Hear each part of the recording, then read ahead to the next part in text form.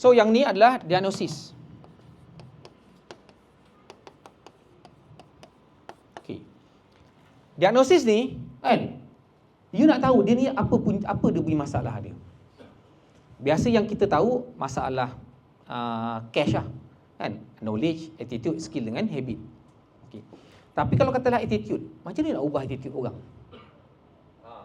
Itu antara benda yang paling mencabar, yang ramai orang susah nak buat. Tapi sebab saya dah lama kan, dan saya pun dah ada belajar secara teori, saya praktiskan benda tu, alhamdulillah memang jadi. Okay. Kedua, objektif.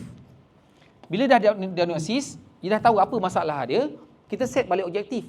Macam you buat tadi, goal setting tadi kan. Tu adalah nak set objektif lah tu. Okay. Lepas tu, bila you buat goal setting, ada tak you fikirkan cara macam nak buat?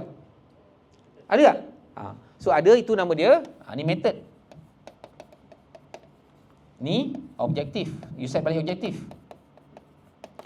Yang ni dah set objektif, apa kena buat? Kena execute lah.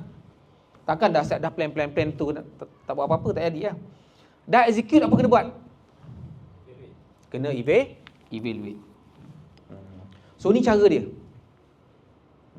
Detail memang panjang lah cara dia, tapi ni secara umum. Bila nak buat, pertama diagnose, sakit apa dia ni, masalah apa dia ni. Masalah mindset ke, masalah skill set ke, masalah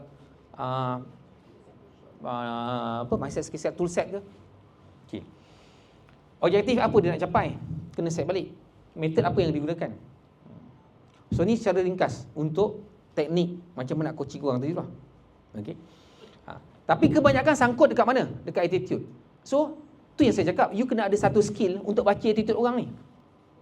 Macam mana baca attitude orang?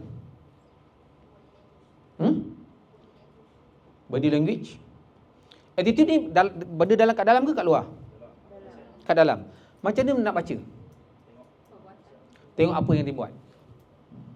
Sebab tu kita jangan judge apa yang dia fikir, kita judge apa yang dia buat. Sebab apa dia buat melambangkan apa yang dia fikir. Simple je. Kalau ejen you katakanlah suruh datang, tak datang, suruh dia, you je yang reach out dia. As if macam kita pula kerja dengan dia. Kan? Faham tak? Padahal kita nak ajar dia jadi kaya ni. So nampak maksudnya apa? Dia tak nampak apa yang dia patut nampak. So bagi dia nampak dulu. Kan? Faham tak? Saya nak tanya soalan. Summary lah, ni summary. Saya jump ke conclusion terus, nanti saya uraikan balik.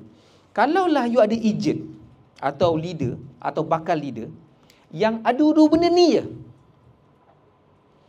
kan? Saya dah check, tak ada seorang pun fail dalam bisnes ni kalau dia ada dua benda ni. Tak ada orang fail. 100%. Kalau katakanlah dia ada dua benda ni, setakat ni saya dah buat 21 tahun, tak ada siapa pun yang fail.